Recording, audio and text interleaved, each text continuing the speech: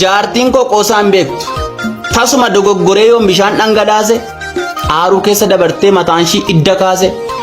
Gaafa uffata miinco torbeetti yeroo lama qeensi ishee hanga rifeensaa ijaajjee natti argama. Shokoksaa fi faana sii fagoottan adda baasa. Sagalee waamicha ishii qaama guutuu na raasa. Akkan ishii sodaadhuutuun sodaadhee waaqaa. Gaafan duu kallattiin jannata keessan naqa. Gaafa na bira tartu intoleen badeen jettu. Qarshii kiraashii ergannaan jaartiin koo qoosaan Assalamu alaikum warahmatullahi wabarakatuh. Hordofaa fi kabajamtoota keenya hundi keessanuu akkamiin egaa qabdanii jirtu isiniin jecha akkasuma warri amantii biraallee ashamaar kafuune isiniin jecha hordofaaf kabajamtoota keenya hadda roozaan deebiteetiin dhufteetanii jirti. Maaliif dhufte jechuun keessan hin dhoolamu hadda oduu addaa oduu ajaa'iba takka qabadhee isinii dhufeetanii jira jechuudha. Waan haarayaan isinii dhufeetanii jira. Wanti haarawni kun maali jechuun keessanillee hin dhoolamu. Jechuun akkuma waanuma beektanii waan addisiillee miti haa ta'u garuu hortaa kabajamtoota keenya Mustafaan illee edita kana aarsi jira dhugaa rabbii dubbachuuf kalee akka inni godhe harkitaniitiin turtanii jechuun silaa namni ilmi namaa akkas wal godhuu hin taatu waan fedhallee maan taane dhugaalee taatu soballee taatu bakka walumaa hambifachuun barbaachisaadha jechuudha. Waanuma garaa yaadu afaan dubbata isinii galee osoo waan akkasii yaadu baate waan itu natti dubbatu ture jechuudha isinii galee yookaan walii galuu danda'anii yookaan wanti sun dhuguma ta'uu ta'a yookaan dhugaa ta'uu dhabuu danda'a jechuudha. Kanaafuyyuu ani yoo jirrillee walitti kadeebu taate wallaahi laazim ani wannan takka maaliif isiniin jaabee an duraanumaa isiniin jee qalbii dubartii cabsuurra qalbiin jee cabbuunaa wayyaa nama addaan baasuurra anu fi kiyyaa jechuun hireentiyya qooda rabbiitii hireen saree maraatti jedhanii bakkuma hin taane sidhaabdi. Maaliif isiniin jedhe beektanii wanta rabbiin nafatanaa jiruuf wanta rabbii akka naa godhu jiruuf inuu hin beekne isinii galee wanti hunduu gufuu natti taate jechuudha. Kanaafuu wanta natti dhufe hundaafuu alhamdulillahi rabbil alamin haddallee borullee galata rabbii kiyya galfadha. Maaliif wanta kana hunda kan namatti fidu rabbi malee ilma namaati miti ilmi namaa sababaadha malee waan hunduu rabbirraa jechuudha. Ani Mustafaa Roozaati gowwaadhaaf naamni akkasii sirriidha gowwaadha.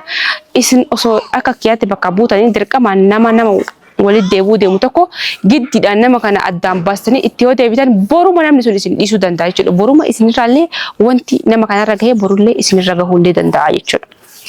Kanaafuyyuu anti wanti an hadha dalagaa jiru kun jechuudha bor zajaa kiyaafi malee bor waan ta'uu hin beeku bor waan dubni kiyya ta'uu fuuldurri kiyya jechuun ganaa itti deemaa waan an ta'uu hin beeku jechaafi malee waan biraatiif miti. Kani gowwaadha ta'ee caal maannoo hangaatu Mustafaaf dhiisaa miti.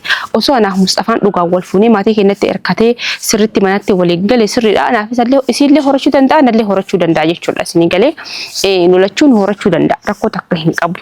Garuu ammoo anaaf inni ganaa wal jaallataa jirra, ganaa wal fatanaa jirra, ganaa wal barataa jirra, ganaa duraalee wal beekna, sirriitti wal beekna nuti asii miti yamanii wal beekna, baay'ee takka wal beekna. Garuu ammoo namni kun kan wal beeku irra sajjaalee gaaf walitti dhufuuf deeme waa hedduu nama eeggata. Bultiitiin jechuun seenanii bahuun waan qalbii isinitti fakkaatan isinii galee nuti namni jaallatee bultii takka otana ofii kana diigee irraa hin bahu isinii galee jaallateetii miti. Kanaaf hortaa kabajamtoota keenya kanaaf ana Mustafaa fatanuutti inni kun naa ta'amu naaf hin ta'u haalli isaa akkuma akka argartan kana amma hangaatuun hin dhufte jechaa dhageenyaniin waa hedduu ta'utti jira jechuudha. Akka duraanii irraa yoo bakka ani jiraa miti waa wayii irratti arku jira jechuudha isinii galee tokkoffaa namni gaafa namatti seenuu murannoo fi kutannoo qabaate nama seenaa qabattoo isaa hidhate jechuudha. Tokkoffaa namni waan tokko osoo addaan hin baafne zimjee namatti hin seenu. Kanaafuu hortaa kabajamtoota keenya ani ammatti sa'aatii ammaa kanatti jechuudha maal qabattee dhufte jechuun keessanii dhoolamu haasaallee isinitti dheeresseetiin jira dhiifama narraa ta'a isiniin jaa. Oduu ajaa'ibaati. Mustafaa fi Daraartuun maaliif wal dhabanii addaan deeman kan jedhu. Jarattiin tun erga walitti fixachuun isaanii hin oolle erga garaan fixatanii walitti deebi'uu hin oolle anillee akka nama jaarsaa ta'e jechuudha. Jechuun bakka isaanii bu'ee nama tokko erga wallolee walitti araaramuun isaanii dirqama jechuudha. Kanaafuu anillee akka jarri walitti deebi'an barbaada malee akka jarri gargara ba'an hin barbaadu. Na dura addaan wallolanii addaan deemanii Mustafaan illee dhiiseetiin jira naan jedhee garuu amma waan uumamee jiru waan hin beekneef jarri tun akka walitti deebitu barbaada akka jarri gargar baatullee hin barbaadu. Jaallatanii wal dhiisanii woo addaan waraqaa isaanii addaan fudhatanii deebi'an ahla wasaalaan anjaarsi Mustafaa ta'uuf qophiidha. Maatiin kiyyallee hayyamee jira akkuma isinitti himu. Yoo isaan ammoo tujuu lakkaan Daraartuu deeffadha jedhee ani masaanuun fadhu. akkanattuu sammuun tiyya rakkoo jechuun jira micinqinaan dandeettu ganaa jaartii lamaan garana wal dhoofanii asitti akka walitti galanii garana wal dhoofanii ati kana godhi ana isiisan goote anaamaa kana godhin hin barbaadu. Jaarsa kiyya yoo argadha hellanya kiyya barbaada yaguutoo hin barbaadu. Yaguutoon bakkaan godhuun nama geetu tarabbiin namaa tolche malee jechuudha isinii galee. Kanaafuuyyuu dhugaa jirtu. Jechuun Mustafaan na dhohiseetu ni ture. Mustafaan natti hin himne. Booda ammoo osoma olii ofee silkiin kun isaati waliiga ofee bilbila isaa Mustafaa keessaa wanni fuudhe jechuudha. Viidiyoo daraartuun dubbii mistiraati beeka. Yoo mistiri kun hin baane jarri hadhaa jirtu walitti fixatan akka ana ammoo dhugaa jirtu baasuun kiyya ammoo akka jarri garaadhaan walitti fixattu akka jarri garaadhaan waliif araaramtuutti jechuudha. Wanti kun maalinni roozaa mistiri kun maalinni jechuun keessan hin oolamu jechuudha. Dhiifama illee narraa ta'a. Ani wanta kana wanti baasaa jiruuf hamminya yookiin ammoo badiidhaaf miti. Erga walitti deebi'uun jara hin oolamne dhukkubni jidduu rabaan jalaa jiru kun jidduu lamaan jalaa bahee akka jarri akkasitti walitti deebi'an barbaada. Wanti kun maaliin jechuun keessan hin oolamu. Wanti kun asiin dura hangaatuun jechuudha. Ani amma obboleessa hangaatullee waamee asitti eegaa jira. Obboleessa hangaatu waamee waa hunda itti hime kun obboleetti dantee waan akkanaa kanaa kun viidiyoo illee laalii waan akkanaa kana hundumaa isaa laalii hubaddu laalii fi fixiifin jedhaan isinii galee obboleessi isaallee hangaatullee fuulduruma keessanitti viidiyoo kanallee isinitti illee mul'isa isatti illee mul'isa jechuudha. Viidiyoon maaliin jechuun keessan ilaalama. Viidiyoon isii fi Sa'idoon kan irratti wal dhabanii beeka. Isii fi Sa'idoon asii ka'anii Finfinnee dhaqanii achi wal affeeranii nyaata maalii wal affeeranii achi oolchee maalii jedhee akka abboo akka inni jedhutti dubbiin keessii fagoodha akka inni aariidhaan dubbatutti jechuudha. Akkuma viidiyoo hin arkitanii jechuudha. Viidiyoo isinitti mul'isa. Wal bashaanasisaa ooleetiniin achi ergee kazaa machi booda maal jedhee Mustafaanii ammallee deemtee hiriyyaa hiyyaan wanna dhabsiisuuf deemtaa jedhanii osoo Sa'idoo dubbii kana hin gaafatin maaliif Finfinnee hangaatu oolchite jedhee osoo hin gaafanne hangaatu fuudhee ari'ee jechuudha. Mustafaan ofirraa ari'e. Kanaafuuyyuu dubbiin kun namni kun isin tun jechuudha yookaan nagayaaf deemtanii sirriidha nama waliin jiran tokkoof jecha adamma Mustafaan jaarsisee yoo ta'e yoo Muktarfaa nawaamanii bakka isaan nawaaman dhaquu danda'a. Garuu dubbiin kun addaan ba'uu qabdi. Maaliif akka deemanii maaliif jechuun sirriitti addaan baafachuu qabanii Mustafaan illee sirriitti addaan baafachuu qaba malee akkanumatti ka'ee itti haaruun qabu. Dubbiin kun yoo jara lamaan jidduu hin furamne Mustafaan illee waan namni hundillee jechuudha walitti hin deebi'an jechuudha. Kanaaf ani amma wanni ani barbaade viidiyoo kana obboleessa hangaatutti agarsiisee obboleessi hangaatu ammootu dubbii kana akka furutti. Dara hangaatu jedhama no daraartuu nama jedhu daraartuu manno hangaatu dheesila daraartuu na dhibaan hangaatu daraartuu jedhani maqaan jechuun nama maqaan tokko nama dhibaa jechuudha. Kanaaf itti mul'isee viidiyoo kana obboleessi isiillee argee hubatee maaliif Mustafaan ofirraa ari'e jedhee haa murteessu. Kana achiin booda immoo walitti haa fixanii kan obboleessa daraartuu yaameetiin hin jira.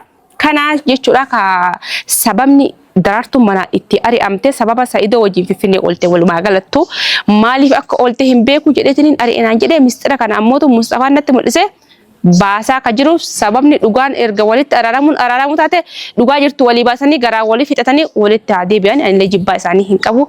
Hireenti rabbi harka jirti rabbiin isaa oliin hannuu danda'a irraan beeku garuu wanni hundi sababaadha. Dalagaa rabbii irraati. Dalagaa rabbii keessa galuu hin danda'amu. Wanta rabbii jedhe malee wanta namni jedhe hin taatu. Kanaaf du'a yaasaallee isinitti dheeressatti ni jira. Obboleessi daraartuu dhufaa jira. Haga inni dhufutti nafaana turaa isiniin jira. Nagaa wallaa waan jennu akkamatti. Gaarii maatu. Nagaa wallaa nagaa malee homaan jirani. Obboleettiin ta'e akka. Dasoo. Nagaa maqabdiini. Nagaa qabaatte. Nagaa qabaachuu waan guddaadha. Akkasii jechuun haajaa wayii sitti hajamee si waamee jedhi kaadha. Haajaan kun maaliin jechuun kan keellee hin oolamu. Sirriitti jechuudha. Erga asin turallee mistira isaa nagaafatte mistira seenii muu jedhee ture. Kanaafuu jara lamaan walitti fixuuf eega araarsi taate waan jara jidduu jiru hunda baasanii garumaan akka walitti fixaniif barbaade. Kanaafuu kaameraallee viidiyoolee waraabaa jira. Jechuudha.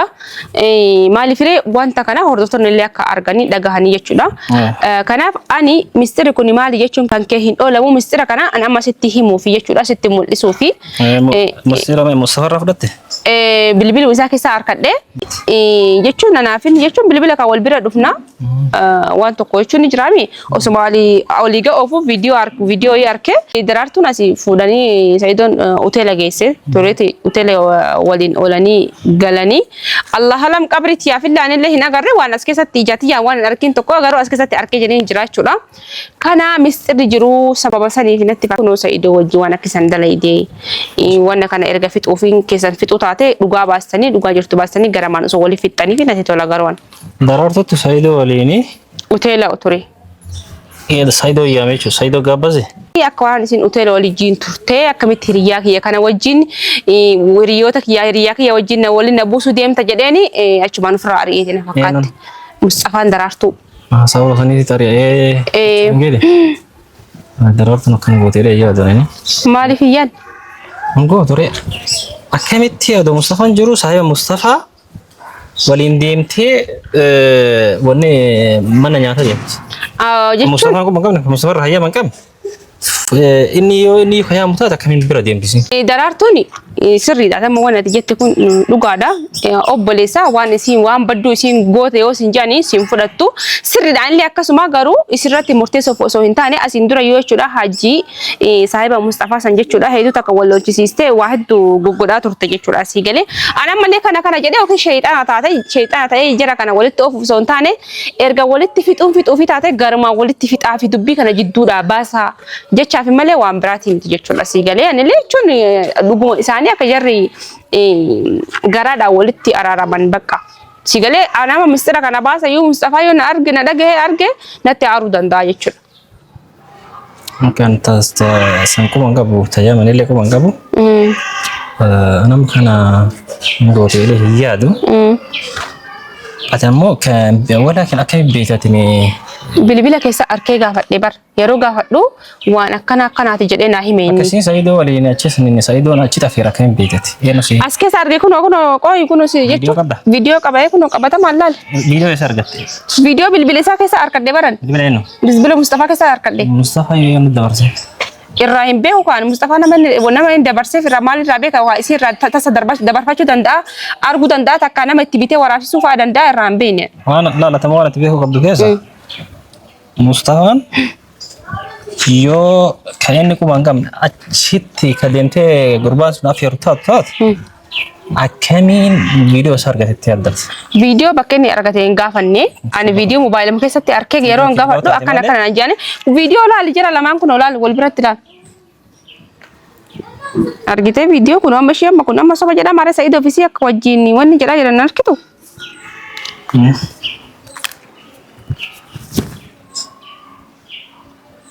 argite ko jechuun kun amma soba hin jedhamu ka jechuun arku jirta isaa fi isii jechuudha inni kun agartu nyaata afaan kaa'u jira ani nada fakkaatu viidiyoo kun inni viidiyoo qinibbirin hojjetame ara qinibbirin kana kun dalagamu dhugaa rabbi kun qinibbirii miti kun bu'ama jiru mara akka malettu kun ammadan an kana gooteelee yaadu walakin kun yoo kanallee kana ta'u video kun akkam silkii Mustafaa irraan beeku anama wanti sitti hime daraartu yoomillee waraabdee Mustafaa hin argitu hin argite keeni isillee waraabbattee hin deemtiniin maaliif isin waan isin yoo kadhugaan ka gootu isaati wanni sun waan hin taane qabattee waraabbattee silkii keessa qabatuu hin dandeettu takka eenyutti waraabee viidiyoo kana Mustafaa kennuun bilbila Mustafaa keessa argadhachuu jirtaani? Achi keessa argee gaafannaan kana sababa kana kan ari'eef naan jedhu. Kanaaf ani amma wanni sitti himeef waan biraati miti nuti dubaraallee hin amanamnu aga tokkollee jechuudha. Kanaafuu obboleettiin tiyyaallee hin amana jettee irratti murteessini dubbii kana laalii fi jara lachiyyuu qixxeetti fixii fi garaa dhukkuba isaa kanallee haabbayuu jechuudha. Ani ammoo jara jidduu jalaa bahee jira jechuudha. Wanni kun yoo ka dhugumaan isin akkana gootu kataatu taate lala hin gaafadha yoo kurgumaan isin Saidoo bira deemtee maa viidiyoo arguutti hin jirtu akkana viidiyoo kana nama gurra siirraa yookiin Saidoo sanarraa dhagahu yookiin ammoo isin maan kana goote jedhee gaafadhee osoo kana hin taate isirraa adda baafadhee yoo kurgumaan kana gootu taate anatti waan godhu beeka bakka laali yoo kurgumaan kana taate ana beeka haala اسي في انا دود ما تسونيني سنين اكا غدو انا بكشي باني انا اسم جرا يدو يامبا اي حاله جيرو اتني وانا تيغاد مصطفى في اسي أكشان كيف ورجع فتاني أكدراني الجيبيان ولما في نركون كم غونا أنا رت تناغرغارت إيش ولا سكر كران ما هم دانو سبري جرا دبي كنا وانت أم باسو في باسف غرانجر رك ولي في تثاني في سيجله إني أموتو ساموان كنا أما ينتك أون ساين أولمو غارو دبين كم باو بس مستر كم باو كبا سيجله يو ني مستر كم باي جري غرا ولي فيتي يو كاي مجتين تناغيا ولي ندم تتا تكاموتو أمبراتي ولي ندم تتا نملكم بار أنا ما abbaa fedhamu jarti Mustafaa ta'e hiriyaan isaa wana yaa minna gaaf na yaamuu danda'a deemuu danda'a. Mushuu waan biraati namni dalagaa biraatiif deemu osoo hin taane. Kanaafuu sirriitti kana wanni kun haa xumuramu laalletumaan waliin fidnaa fi waan na kabajjee dhufteef illee eeyyuu takka galatoomi siin ja'a. Rakkoon qabu suni yoo kanumaaf si waame waan ta'eef waan biraatiif miti. Rakkoon qabu haala jiru laalee na qajeelcha. Yoo ka dhugumaan akka taatu ati maaliif akka siin bira deemte na gaafadha. Bakka gaafadha. Yoo ka dhugumaan isiin Mustafaa akka qabne deemte akka taate ana caccabsee mana deebisee haala jiru sirreessee akka isiin adabattee teettu na godha. Hintumin illee bakka rakkoo hin qabu adabuma seermaan gaafadha. Sanna beekadhis. Ayyee bakka ishii ilaallee waliif hin nafi rabbi walitti hafi haala isaan lamaan walitti araanaman akka duraanitti akka isaan deebi'an na gargaarta. Eshi bakka rakkoo haala jiru inshallah in sirreessina. Eshi bakka akka duraanitti akka isaan deeman goona inshallah. Ayyee galatoome eshi. Eshi bakka ayyee rakkoon hin jiru bakka kanuma bartee walitti hafi xuuf yeeshi. Obboleessa daraartuu argeetiin jira haa kabajamuu dhufeetiin jira anillee garamaan akka jarri lamaan walitti fixamtu barbaada jechuudha. Kanaafuu hanga xumura waan dhufaa turtaniif galatooma Roozaa balleessitee waan jettanii balleessaa osoo hin taane jarri akka dhugaa walitti araaraman barbaadanii. Kanaafuu hanga xumura waan dhufaa turtaniif galatooma. Assalaamu alaykum warahmatullahi wabarakatuh. Hordofaaf kabajamtoota keenya ammallee asumaan itti oduu haarawaa qabadee isinii dhufe oduun haarootti kun maal jechuun keessaniin oolamu. Online irra hin turre hedduu takka badee baadiyyaa badeetiin ture dhufe jechuudha. Akkasuma warri YouTube gurguraa barbaadanii YouTube jechuudha ka kuma takkarraa ka kuma lama sadi ilaa sagalii qabu yoo warri barbaadanii keessan dhufaa nu dubbisaa isiniin jira gatii madaalawaa gatii bareedaa ta'een isinii gurgurra jechuudha. Kanaafuu lakkoofsa asirra jiru kana nu dubbisaa isiniin jira. Assalaamu alaykum warahmatullahi wabarakatuh.